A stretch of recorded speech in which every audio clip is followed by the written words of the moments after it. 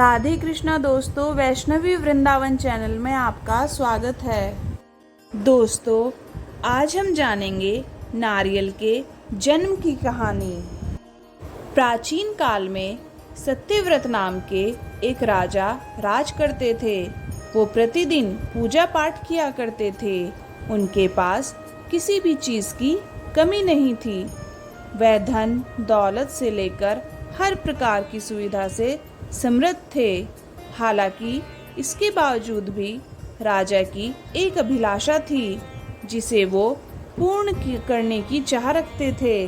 दरअसल राजा सत्यव्रत को किसी प्रकार से स्वर्ग लोक जाने की इच्छा थी।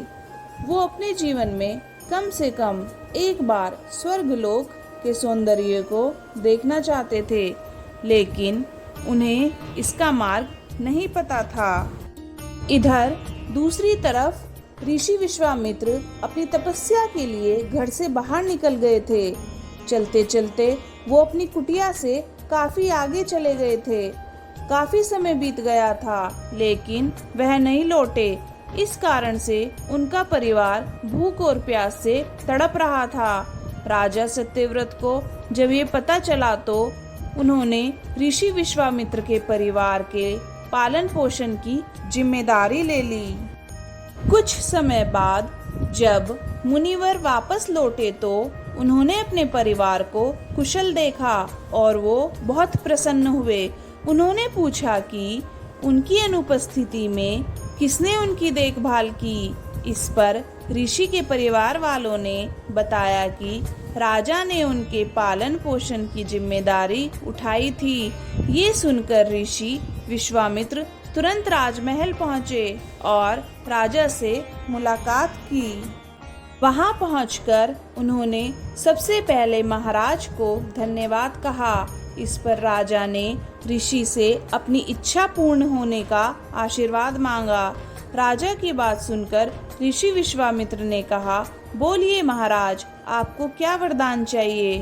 तब महाराज ने कहा, हे मुनि, मुझे एक बार स्वर्ग लोक के दर्शन करने हैं। कृपा करके मुझे वहां जाने का वरदान दे।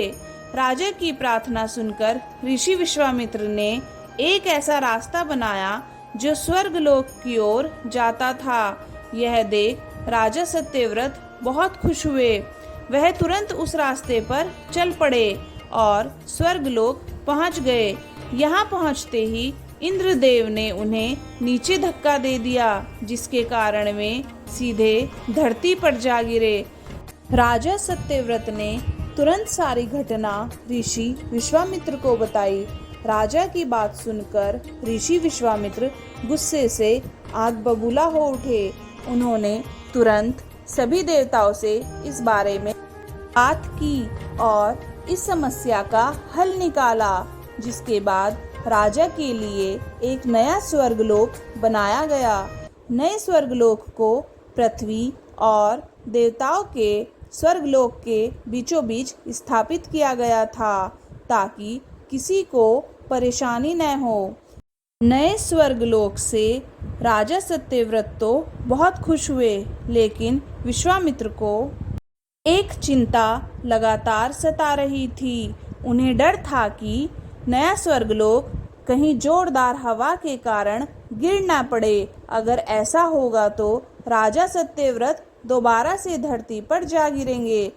काफी सोच विचार के बाद ऋषि विश्वामित्र को एक उपाय सूझा। उन्होंने नए स्वर्गलोक के नीचे एक बहुत लंबा खंबा लगा दिया ताकि उसे सहारा मिल सके।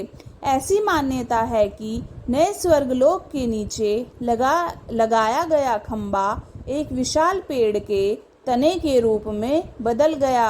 यही नहीं, कुछ समय पश्चात जब राजा सत्यव्रत की मृत्यु हुई तो उनका सिर एक फल में तब्दील हो गया।